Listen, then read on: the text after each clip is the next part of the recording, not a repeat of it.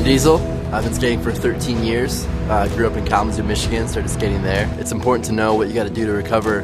You got to make sure you do it right, so that way you can skate better and skate longer.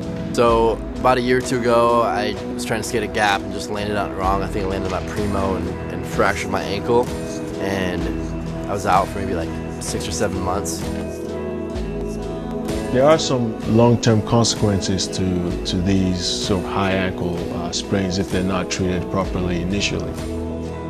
Most of the athletes will eventually feel better, but that doesn't necessarily mean the injury is healed. So what we see in an inappropriately treated ankle or high ankle sprain is this waxing and waning course in which they'll feel better for a few weeks and they'll tweak it again, and they'll be out for another week, a couple of weeks, and they'll tweak it again. One of the things that we try to do, one is to get the athlete comfortable to get through that initial injury period.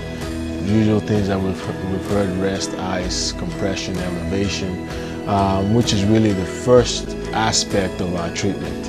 And then we move them into a rehab protocol in which we try to get the motion back in the ankle, as well as some of their strength.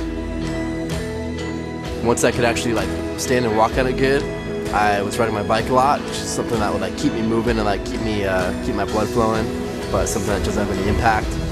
You gotta take it slow no matter how much you want to skate. It's not really worth just trying to go full force and getting hurt again. So one of the things that I learned is kind of cheesy, but it's just the acronym RICE. So rest, ice, compress, and elevate. So that's a huge thing to make sure you gotta be doing every day.